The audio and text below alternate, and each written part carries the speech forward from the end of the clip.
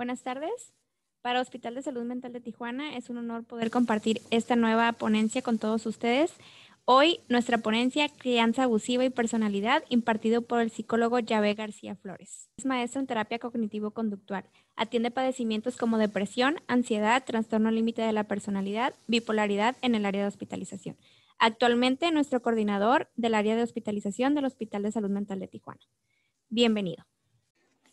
Pues buenas tardes. Me gustaría como dar inicio para que podamos como agotar el tema, porque es un tema bien amplio. Es importante aclarar esta parte.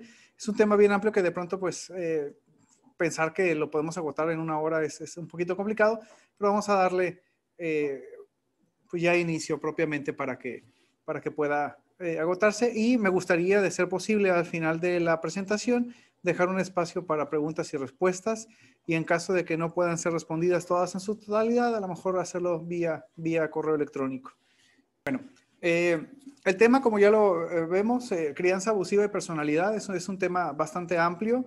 Voy a hacer algunas aclaraciones con respecto al tema para delimitarlo aún más, porque es muy, muy amplio, y quisiera empezar para ya ir como dando los detalles y características. Digamos que la personalidad está configurada por dos conceptos o dos conceptos que la conforman, ¿no? El primer aspecto es la parte del temperamento. El temperamento es como la parte biológica, la parte genética que nos es heredada por nuestros padres o por una segunda línea de ascendencia. Este temperamento puede ser, según hay clasificaciones teóricas que nos hablan de un temperamento colérico, de un temperamento melancólico, de un temperamento sanguíneo, es decir, una forma de comportarse ante diferentes situaciones. Y este temperamento, como decíamos, es la parte hereditaria que se va mostrando a través del desarrollo, y que es lo que da lugar también al carácter. En su caso, el carácter es lo que nos da la crianza, o en un primer aspecto la crianza, que es lo que nos va formando. Es decir, primero en el grupo familiar, después ya se da con figuras significativas como lo pueden ser abuelos, tíos, maestros, y finalmente pares, que son compañeros de escuela, amigos, compañeros de trabajo, quienes trabajan a temprana edad, y que en conjunto forman la personalidad. Es decir, es una sumatoria de lo que yo heredo y de lo que se me va moldeando en el transcurso de mi desarrollo. Y esta personalidad pues tiene una definición, ¿no? Y hay muchas definiciones al respecto, pero a mí me gusta mucho trabajar con una que es bastante sencilla. Y nos dice en este caso que la personalidad pues son las respuestas habituales que nosotros tenemos a diferentes estímulos y que nos permiten adaptarnos y con ello pues tener o generar una buena interacción psicosocial. Es decir, generalmente son respuestas que tenemos, que nos permiten adaptarnos y que generan una buena convivencia. Eso es la personalidad. Pero cuando nosotros hablamos de un trastorno de personalidad, prácticamente es la misma definición, pero con un ligero cambio. Pero es un cambio que viene a traer toda una, digamos, diferencia, porque es exactamente lo mismo. Son nuestras respuestas habituales a diferentes estímulos, pero que no nos permiten adaptarnos socialmente, y que nos complica la interacción social. Es decir, una personalidad sana implicaría que yo me adapto a las situaciones, y una personalidad patológica serían esas respuestas que no me permiten adaptarme. Y que tienen sus características, ¿no? Son disfuncionales, y la mayoría de las veces son rígidas. La persona no permite hacer un cambio en ese sentido, o no se permite hacer un cambio en ese sentido. Los manuales, en este caso el DSM-5, sus 3 clústeres, agrupa a las 10 trastornos de personalidad, desarrollado en negritas, el histriónico y el narcisista. Y en el grupo C está la evasiva, la dependiente, la obsesiva compulsiva. Y hay una especificación para otros trastornos de la personalidad. Se me ocurre decir como el trastorno disociativo de la personalidad. Está subrayado y en negritas el límite, porque es en base a esto a lo que vamos a hablar la mayor parte de la presentación. ¿Por qué? Es el diagnóstico más comórbido. Vamos a ver algunos datos que nos lo van a aclarar. Por ser el más común, es también el más estudiado, ¿no? Y en base a esto, pues vamos a conocer alguna información que ya está validada y que es confiable. Y hay una imagen que está acompañada aquí en esta diapositiva, en donde agrupan de pronto de manera muy genérica a las personas que están en estos clústeres. Hablando del grupo A, hablaríamos de personas que son consideradas como raras o excéntricas, ¿no? En el grupo B, las personas dramáticas, muy emocionales o erráticas. Y en el grupo C, las personas que llegan a ser ansiosas y temerosas. Son como los 3 grandes grupos. Y habrá que aclarar que en el trastorno límite, pues toma rasgos de otros grupos y de otros trastornos, porque habrá que entender que el trastorno límite difícilmente es un ente único. Siempre viene acompañado de otros rasgos. Generalmente es como su característica. Entendiendo el abuso sin entrar en una definición o conceptualización meramente clínica, entender el abuso como lo que es una forma en donde una persona abusa de forma excesiva o inapropiada, profiriendo un daño a otra persona. En este caso, este daño pues, lo hablaríamos como un trauma que genera en el transcurso del desarrollo, pues, la posibilidad de generar un trastorno de personalidad. Esta clasificación que pongo aquí es como bastante sencilla, pero me gustaría como también que hay aislamiento, que está el acecho, que es algo más, digamos, como nuevo en estas últimas fechas, que es por medio de medios electrónicos o virtuales, la violencia física y finalmente el abuso emocional. Es decir, todos y cada uno de ellos pueden ser eventos que dejen trauma en la persona que lo recibe, pero es importantísimo reconocer que ninguno de ellos puede exentarse del abuso emocional. Es decir, una persona que es receptora de abuso económico, sí o sí va a haber un abuso emocional en ese sentido. Una persona que es receptora de abuso sexual, sí o sí va a recibir también abuso emocional como a manera colateral. Y en todos los casos sucedería lo mismo. Difícilmente entender el abuso emocional como un solo ente.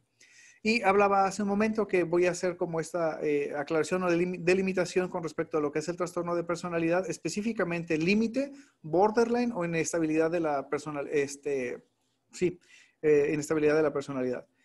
En donde nos dice que en este caso el trastorno límite son patrones de comportamiento que son arraigados, inflexibles, que no le permiten una buena adaptación a la persona y que se caracteriza por reacciones impredecibles, impulsivas, una inestabilidad en estado de ánimo y que no le permite a la persona tener relaciones interpersonales adecuadas en todos los sentidos. Al ser un patrón de comportamiento habitual, pues no le permite a la persona tener una buena convivencia con familia, con amigos, con compañeros de trabajo, prácticamente con nadie.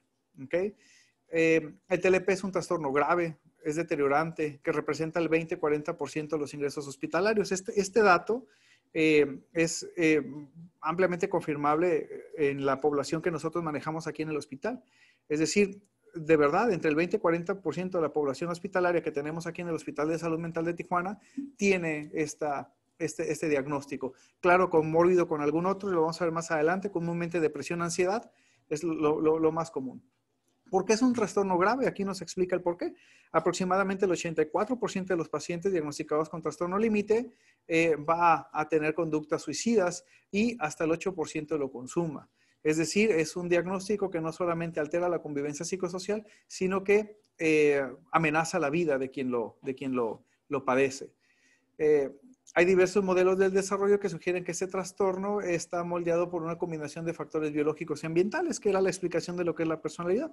En este caso, pues, lo que heredo de mis progenitores y del ambiente en el que me desarrollo, que lo puede moldear o que inclusive lo puede exacerbar o que también lo puede, pues digamos, hablar de remitir en algún momento.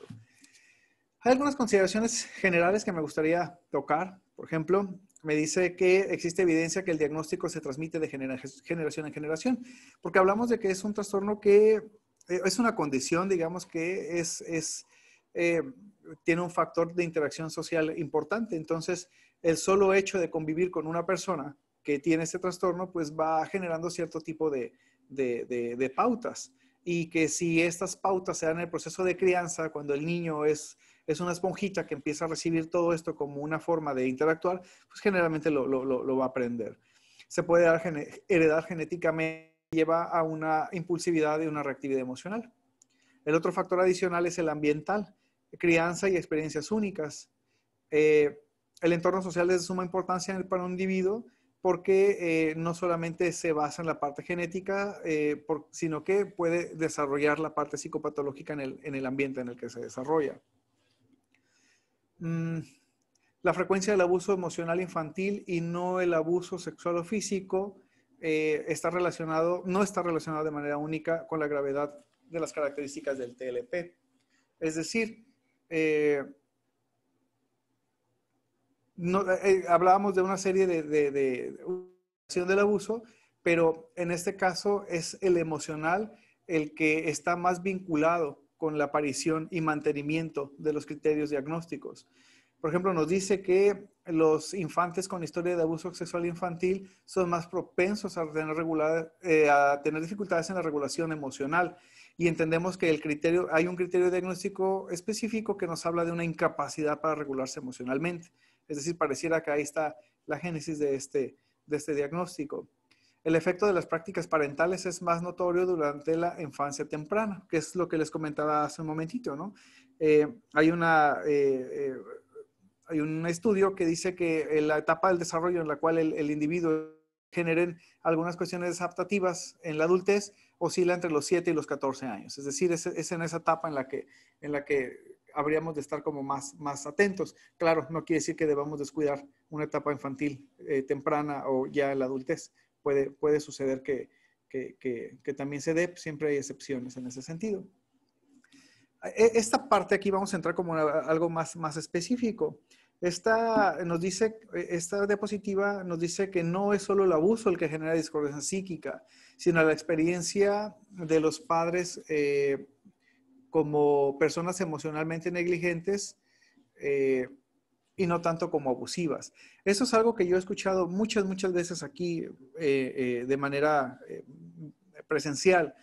Más de una vez, pero muchas veces nos han comentado a nosotros que muchas veces lo que genera esta discordancia psíquica no es el abuso en sí, no es que un familiar haya generado abuso emocional, sexual, físico, sino que cuando se abre, que cuando se intenta llegar al papá, a la mamá para pedir ayuda, generalmente la respuesta de estos es negligente, de diferentes maneras, ¿no? No digas nada, no pasa nada, no fue para tanto, no lo digas porque si no vamos a perder, ¿qué van a decir de nosotros? Es mejor que quede como así.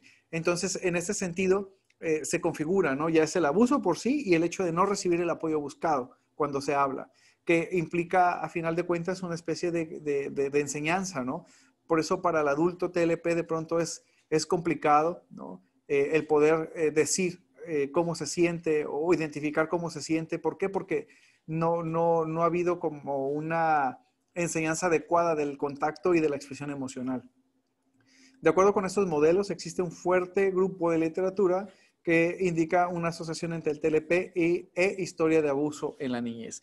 Es decir, cuando trabajamos con un paciente que tiene un diagnóstico como lo es el TLP, es la posibilidad de haber sufrido abuso en la niñez es muy alta, muy alta.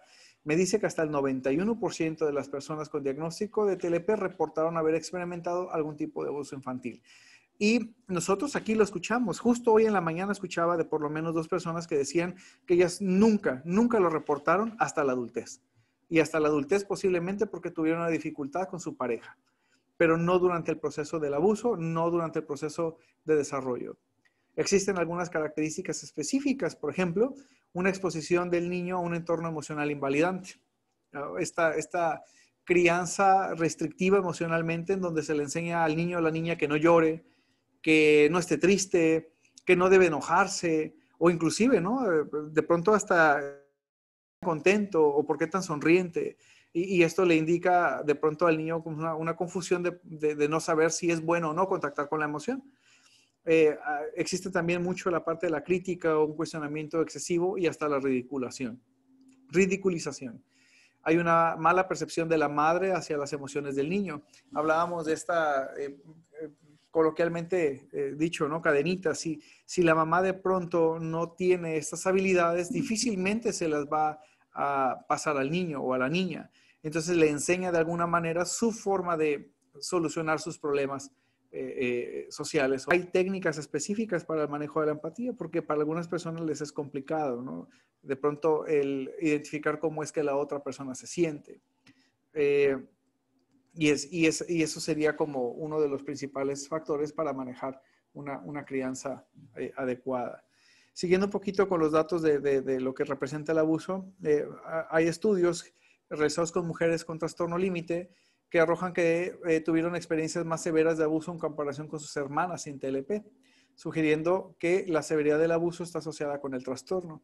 Es decir, en algunas familias, por el hecho de que haya varios miembros, en este caso varios hermanos, no quiere decir que el abuso sea conferido a todos los miembros de la familia o a todos los hijos, o de alguna manera va más dirigido a uno de esos hermanos, y este estudio lo que nos dice, ¿no?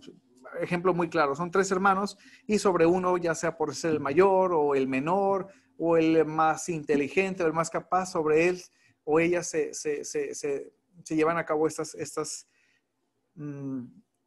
como prácticas abusivas. Entonces nos dice que ahí es cuando se configura la posibilidad de tener este diagnóstico.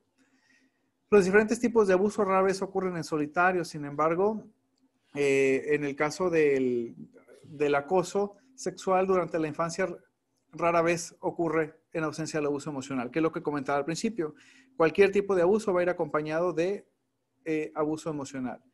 El abuso emocional y la negligencia, comparado con otro tipo de abuso y negligencia, están más frecuentemente asociados con síntomas disipativos entre los individuos con TLP. Pareciera que son como datos hasta cierto punto repetitivos, pero esa es la intención, ¿no? Dejar como muy, muy en claro que el abuso emocional, por encima inclusive de los otros tipos de abusos, es el más fuertemente vinculado a la aparición de los criterios diagnósticos en el trastorno límite de la personalidad. Hay diferentes modelos que explican cómo es que se configura este trastorno. Linehan, por ejemplo, un personaje ampliamente conocido en el tratamiento del trastorno límite, propone un modelo biosocial en el que dice o refuerza esta idea de que lo biológico está todavía reforzado con la parte ambiental y en este caso puede invalidar o validar las respuestas emocionales del individuo. En el caso de Zanarini, que propone un modelo multifactorial, dice que son varios factores los que pueden llevar a la configuración del trastorno límite. Por ejemplo, él habla de esta característica en donde se dan separaciones paternales tempranas, ¿no? Además del abuso y emocional. En el caso de la separación paternal, se configura lo que es uno de los mayores temores del paciente límite, que es el miedo al abandono. Es decir, generalmente siempre va a haber excepciones, lo aclaro una y otra vez, siempre va a haber excepciones, pero generalmente ante una separación paternal, los hijos quedan al cuidado de la mamá y en este caso sufren de lo que es el abandono de la figura paterna, quien a final de cuentas provee esta idea de ser la seguridad, de ser el refugio, para sentirse seguros, ¿no? Al no tener esta parte, empiezan a configurarse estos temores al abandono, al rechazo, a la no aceptación, que después se configuran con otro tipo de conductas ya más propiamente de lo que es el diagnóstico. Johan propone desarrolló un modelo anidado en la teoría del apoyo social, que sugiere que el desarrollo del TLP se puede deber a una falta de proximidad social o negligencia, ¿no? O sea, sí está el papá, ahí está. Entonces no hablamos de un abandono real, sino de un abandono imaginario, porque el papá, la mamá no se hacen cargo realmente del cuidado o de la seguridad de los hijos. Algunos se limitan a ser proveedores, algunos tienen esta característica satelital en donde por cuestiones laborales o por cuestiones muy diversas no tienen esta convivencia constante y adecuada con los hijos. Hay una serie de características que es importante tomar en cuenta. Y aquí me gustaría hacer una aclaración dentro de lo que he estado hablando. Creo que es una presentación que pudiera ser muy útil no solamente para personal de salud, sino para todos aquellos que en algún momento vamos a formar parte de un proceso de crianza o de que hemos sido parte de un proceso de crianza, es decir, papás o hijos. Y sería como importante identificar en ese sentido si a lo mejor yo como individuo, como papá o como hijo, estoy cayendo en una de estas características. ¿Para qué? Pues precisamente para trabajarlo, ¿no? Ya sea en un proceso terapéutico o en un proceso individual, perdón, o familiar. Entonces, a lo mejor puede sonar un poquito aventurado hacer estos señalamientos, pero siempre digo, ¿no? Otra vez comento, hay excepciones y no necesariamente tendría que ser así. Pero nos hablan de características de familias border, ¿ok? En un principio me dice que hay una conyugalidad aparentemente armónica, ya que los juegos patológicos se presentan encubiertos. Es decir, parece ser que los padres están bien y que el problema son los hijos. E inclusive lo determinan con frases, ¿no? O sea, es que si no fuera por nosotros, si no fuera por ustedes, nosotros estuviéramos bien, ¿no? Si no fuera por tu hermano que hace todas esas cosas, todos fuéramos felices. Pero entre nosotros no pasa nada. Pero es una apariencia, porque realmente debería de indagarse desde el papá o la mamá. Es decir, existe esta práctica en donde, a manera de ejemplo, ¿no? Mamá se une con el hijo para hacerle ver al papá algo, no sé. Se me ocurre como este término de alienación parental, ¿no? En donde la mamá le habla mal al hijo del papá y existe esa triangulación, entonces ahora son dos en contra del papá, mamá e hijo. Hay un apego falso o ambivalente. Se habla también de estos apegos un tanto materiales, en donde una forma de demostrar cariño o interés es a partir de regalos, ¿no? Ya sea económico o físicos, ¿no? Te regalo un teléfono, te regalo la tablet, te regalo un juego de video o una consola para demostrarte que te quiero, pero realmente no sacia esa sensación de acompañamiento, provocando esa sensación de vacío y angustia en el niño. Hay triangulación por parte de los hermanos con los progenitores, también se da, es decir, una familia en donde los papás se unen, además con uno de los hijos, en contra del otro. Entonces se crea una triangulación mucho más fuerte. Entonces ahí ya hablamos en ambos sentidos, tanto pues con el hijo o con los hermanos y los papás de una coalición ahí que no ayuda en el proceso de crianza. Y hay una desvinculación de compromiso, entonces de pronto no se le permite al niño o niña responsabilizarse de lo que tendría que hacer. Y ahorita vamos a ver algunas otras características. Habrá que estar atentos, ¿no? Les decía yo, si yo pertenezco a alguna de estas características y si me identifico, pues es bien válido trabajarlo, es bien válido llevarlo a terapia y empezar a trabajarlo, ¿no? En principio me habla de que el apego es un factor predeterminante en la aparición o no del trastorno límite. Por ejemplo, me dice que hay un tipo de apego seguro, en donde la madre sacia las necesidades básicas del niño. Debo aclarar, esta es información que pertenece a artículos, ¿no? Que han sido publicados y que así son los estudios. Es decir, los estudios generalmente se hacen desde la figura del apego maternal. Seguramente debe de haber alguno que por ahí indique un apego paternal, pero esto es lo que aparece. Dice que la mamá sacia las necesidades básicas del niño a partir de tener contacto físico, como abrazar, acariciar, aceptar, y le enseña y le permite estar solo e independiente de ella. Si hay un proceso como de enseñanza en el que le dice, tú puedes solucionar tus problemas. Sin embargo, hay otros tipos de apego, por ejemplo, el ansioso, en donde la mamá le transmite su inseguridad, sus temores de pérdida o de fracaso, lo asfixia protegiéndolo. Hay que entender que la sobreprotección también es una forma de abuso, porque de alguna manera se le dice al menor que no es capaz de solucionar una situación. En tanto, le impide autonomía y lo hace dependiente, ¿no? Entonces, yo les comentaba que difícilmente vamos a encontrar un diagnóstico borderline puro. Entonces, ahí cuando me puedo encontrar de pronto una persona con un límite dependiente, perdón, ¿no? O ansioso, ¿por qué no? Entonces ya tengo dos características, ¿no? de los trastornos. Además de ser inestable emocionalmente, pues soy dependiente, por lo cual estaría siempre al pendiente en las decisiones importantes de lo que digan los demás o de lo que los demás consideren que sea lo mejor para mí. En el caso del apego ambivalente, la madre da y quita, premia y castiga con la misma conducta del niño. Es decir, un día, para no hacer la tarea, le quita la consola de videojuegos y al otro día, aunque no la hace, se la da. pues, confunde al niño, por lo cual crece inseguro y desconfiado. Y está un apego ausente, en donde no hay seguridad, donde no se ofrece refugio y donde se desarrolla angustia y desolación, porque el niño no se siente o la niña no se siente seguro, y incluso es donde se dan los más diversos tipos de maltrato. Se ha comprobado a partir de estos estudios que los hijos con madres con este diagnóstico, es decir, pareciera, sin encontrar como una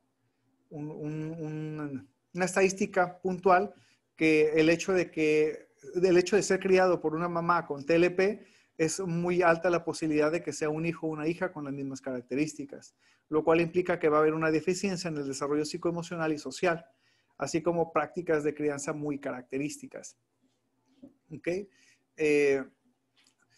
Hay un control excesivo, por ejemplo, este tipo de crianzas implica un control excesivo que genera un miedo al abandono, genera conductas de negligencia y apego materno, pero también de pronto hay que estar atentos a las características del papá.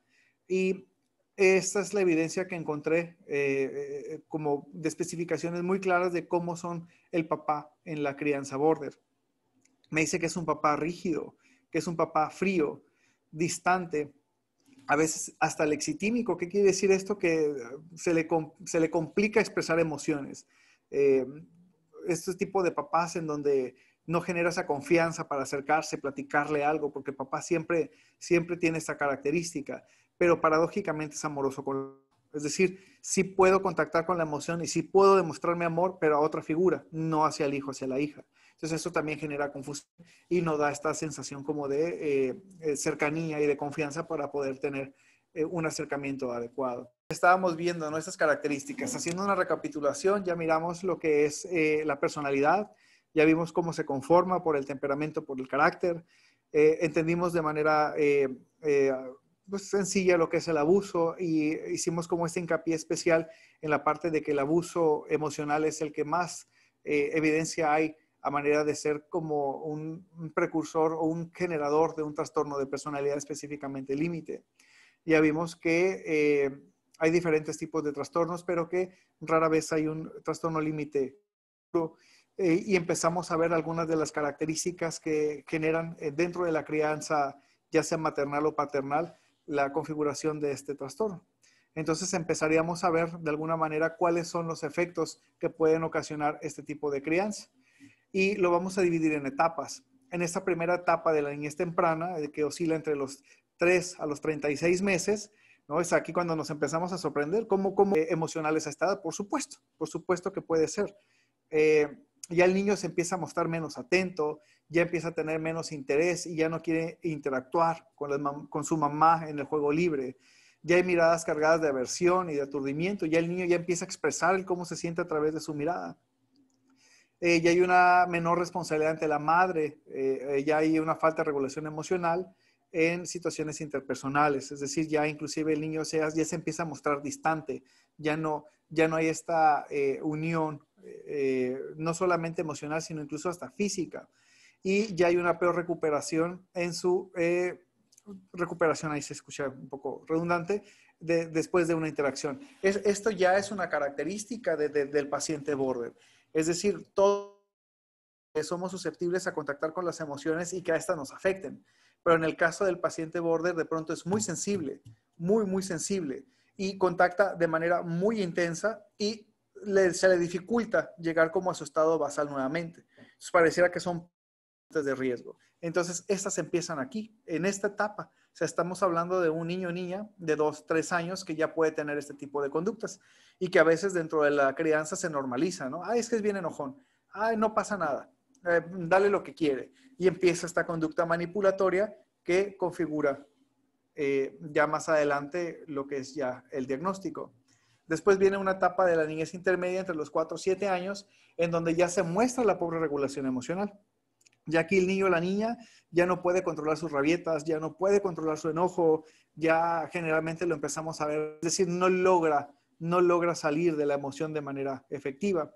Ya empieza a haber respuestas fantasiosas. Hay niños que de pronto dicen, voy a ir de mi casa, voy a ser rico, ¿no? Pero no tienen esta estructura que les permita hacer eso. O puede haber una reversión de roles en donde de pronto ya el niño o la niña empieza a manejar algunas situaciones del síndrome del niño emperador, en donde ya de pronto es él quien decide qué se hace o qué no se hace. Ya empieza a aparecer el miedo al abandono. Acordémonos que en esta etapa es cuando se integran los niños a la etapa escolar, ¿no? Ya sea kinder, primaria, en donde para algunos es terriblemente difícil separarse de la mamá, ¿no? Y que no logra adaptarse en los primeros días o las primeras semanas al ambiente escolar. Ya mi papá no va a estar, mi mamá no me entiende, en ese sentido. Ya empieza la incongruencia conductual. Es donde empiezan a aparecer las conductas disruptivas, las conductas en muchos sentidos que no son acordes a su edad, ¿no? Algunos niñas empiezan a experimentar con el alcohol, con el cigarro o con sustancias inclusive en esta etapa. Hay niños, ya sería meterme como en otros conceptos más precisos, pero algunos niñas también empiezan a hipersexualizarse ya a partir de esta edad, ¿no? Y empieza el proceso de autoetiquetado. A manera de distorsión cognitiva, en donde el niño o la niña se empieza a sentirse avergonzado, ante la idea de sentirse malo o culpable de alguna situación. A manera de conclusión, ya dificulta la posibilidad de establecer vínculos significativos. Es donde empiezan los problemas ya con la familia y empieza a haber esta separación. Y de aquí nos vamos a lo que es ya la parte de pubertad, adolescencia, ¿no? Aquí ya aparecen rasgos, ya aparecen ya los rasgos del trastorno límite. Ya no es algo nuevo, ya desde hace algunos años se tiene claro que una adolescente puede ser diagnosticado con un trastorno límite de personalidad, ¿no? A diferencia de cómo se creía. Yo comentaba hace unos minutos, ¿no? Entre lo que es el trastorno depresivo mayor, el trastorno de déficit de atención con hiperactividad y la ansiedad. Y a veces comórbidos, que es algo bastante complejo, ¿no? Llegan a consulta, una persona generalmente no llega a consulta por padecer un trastorno de personalidad, llega a consulta porque padece un trastorno depresivo, a consecuencia del trastorno de personalidad. Entonces, si nosotros nos abocamos terapéuticamente hablando a trabajar con el trastorno de depresión, pues va a remitir, pero si no hacemos los cambios de su personalidad, en algún momento la ansiedad, la depresión van a regresar inclusive con más fuerza. Y si yo le sumo a una persona la ansiedad o la depresión al trastorno de personalidad, pues entonces su vida corre mucho mayor riesgo. Ya empiezan a estar vulnerables cognitivos y socialmente, es decir, ya se habla en el caso de algunas personas que tienen ese padecimiento, que puede llegar a haber inclusive hasta alguna alteración orgánica en la parte cognitiva, ¿no? Que no les ayuda digamos, como a determinar o diferenciar cuáles son las respuestas que serían más útiles ante diversas situaciones. Es decir, pareciera que la parte del juicio se ve afectada y toman decisiones basadas, la mayoría de las veces, hacer un análisis más complejo de sus decisiones.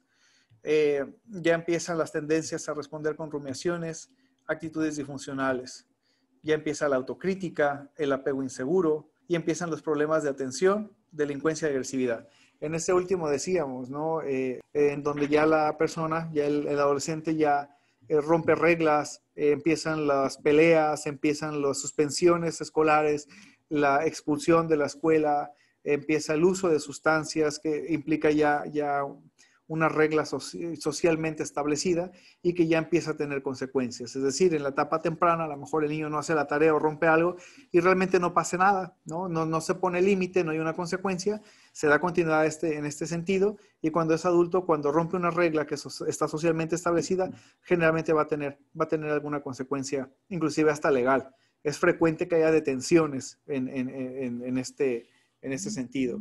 Y finalmente en la adultez, no voy a leer todo lo que dice ahí, pero se van a dar cuenta que precisamente son los criterios diagnósticos del DSM, en donde me dice paso a paso, ¿no? Cuáles son las características que puede llegar a tener una persona con este diagnóstico.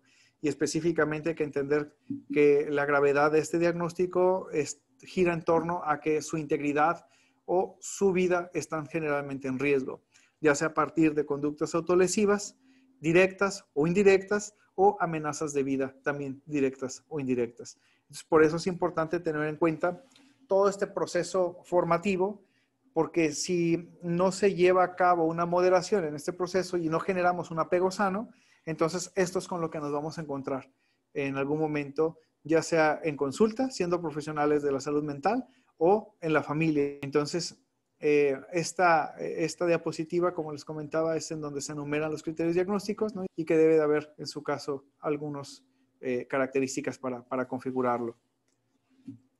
Me gustaría como empezar a hacer esta parte de la recomendación terapéutica para más o menos como dejar un espacio de preguntas y respuestas si es que las hay. Y eso es algo muy genérico, muy genérico. Y me gustaría hacer como mi aportación personal. Vuelvo a decirlo, ¿no? Esto es lo que en los estudios nos dicen que habría que basarnos, pero sí quiero como hacer como mi aportación personal. Entonces me dice que habría que hacer dentro de un proceso terapéutico intervenciones basadas en el apego. O sea, realmente enseñarnos a nosotros como padres o a los padres y madres cómo sería una crianza positiva, ¿no? Y no me refiero a positiva como bonita o así, no, sí, sino como que dé una respuesta adecuada. Intervenciones psicoeducativas, eso es algo que nosotros aquí en el Hospital de Salud Mental hacemos de manera continua. Trabajar con sesiones psicoeducativas, es decir, o sea, realmente educar a las personas, a llegar de información. Ahorita estamos en una etapa de información, pero vamos, información es bien fácil de adquirir, pero conocimiento es otra cosa, ¿no? Entonces, si yo obtengo estos datos, estos modelos a partir de un profesional de la salud, quiero creer que la respuesta va a ser mucho mejor. Habilidades de crianza, sobre todo, o sea, yo les recomiendo a mis pacientes con diagnóstico límite, cuando son madres, que se integren en grupos de madres con TLP para que escuchen cuáles han sido algunas de las experiencias que otras mamás han tenido. Habilidades en supervisión de los hijos, que es el manejo meramente conductual, ¿no? Desde límites, imposición no imposición, acuerdo de reglas, pero así también como de responsabilidad, pero en el caso de que no se llegue a este punto, pues ver consecuencias o inclusive manejar hasta el castigo. Jamás físico, pero sí un castigo que lleve a una modelación de la conducta. Habilidades en generación de un entorno cálido y habilidades basadas en mindfulness, que son como de las recursos o habilidades contemporáneas que llevan a vivir a la persona el aquí y el ahora, basados en su percepción plena. Esto es lo que nos dice de alguna manera los datos. Entonces, los artículos, perdón. En ese sentido, comentar a todas las personas que se identificaron o que están trabajando en el área de la salud mental a trabajar con la concientización. Es decir, de pronto cuando una persona se identifica, se puede llegar a sentir mal. Hablábamos de esta autoetiqueta en donde me veo o me considero mal padre, mala madre o mal hijo. Habría que checar, ¿no?, cuáles son mis esquemas y en base a qué estoy haciendo esa autoetiquetado. Y definitivamente creo que el lugar como para desarrollar habilidades y para mejorar algunos aspectos psicosociales y aprender técnicas de regulación emocional es en un proceso terapéutico. Algo que, digamos que establece como cierta dificultad en el tratamiento y abordaje del trastorno límite es que es algo muy complejo y debe ser un tratamiento integral, ¿no? La sugerencia sería que sea una persona que esté en tratamiento farmacológico a través de una evaluación psiquiátrica, que tenga un abordaje de terapia individual, que se pueda complementar con un abordaje de una terapia de familia o de pareja, de acuerdo a la etapa del desarrollo en el que se encuentre. Y si hay algún otro tipo de características que hacen más complejo el abordaje, pues a llegarse de ello, ya sea de especialistas de trastornos de la conducta alimentaria, especialistas en el control de conductas adictivas y demás. Entonces, sí es como todo un embrollo trabajar con esto, pero la otra parte, la parte digamos como esperanzadora, es que cuando las personas se acercan a los procesos terapéuticos y empiezan a percibir a partir de sus consecuencias la necesidad de hacer cambios, sí lo logran, sí se puede. No es un cambio sencillo, es un cambio que implica disciplina, que implica esfuerzo, que implica dedicación, pero que trae a manera de consecuencia una una mejor calidad de vida y sobre todo vida, ¿no? Porque las personas que se viven así generalmente están pensando o fantaseando acerca de la muerte. Entonces ya desde el punto de vista en donde la persona se anima a hacer algunos cambios, pues en ese sentido empieza también a ser receptora de esta cambio nutricio o benévolo que ha aprendido a través de un proceso terapéutico. Nosotros aquí en el Hospital de Salud Mental trabajamos tanto las terapias individuales, familiares o grupales, así como procesos de internamiento cuando la persona está en riesgo, que lleva como la identificación y a veces hasta diagnóstico. O sea, me acabo de enterar hace una semana de una persona que trae el diagnóstico, no los rasgos, el diagnóstico, que no se había acercado a un servicio de salud y que estuvo, digamos, lidiando con esto 9 años sin ningún tipo de apoyo. 9 años que pudieron haber sido a lo mejor aprovechados de otra manera, pero que sin embargo ahorita nos pone en el punto de tener que hacerlo ya de manera inmediata, a partir de esta identificación, que por supuesto no fue nada grato, porque cuando la persona no logra regular su emoción de una manera adecuada, pues pone en riesgo su vida a manera de resolución de un conflicto que no podía haber visto otra posibilidad, siendo ya emocionalmente intenso su contacto. Por mi parte, con respecto a la información que está aquí, sería todo. Me gustaría, no sé si haya preguntas que pudiera responder. Muy bien, vamos a comenzar con el tiempo para preguntas y respuestas. Aquí en nuestro chat mencionan: ¿se puede llegar a confundir el diagnóstico de un trastorno de ansiedad y TLP? Digamos que los criterios diagnósticos para un diagnóstico del espectro ansioso están muy claros, y los criterios diagnósticos para el trastorno de personalidad también están muy claros. Lo que sucede es que una imposibilidad de resolver una situación conflictiva a través de los patrones comportamentales, emocionales y cognitivos de una persona con el trastorno límite puede llegar a generar un trastorno de ansiedad. Se me ocurre un ejemplo, ¿no? Es una persona que de pronto tiene que ir a trabajar y que le ocasiona mucho estrés tener que hacerlo.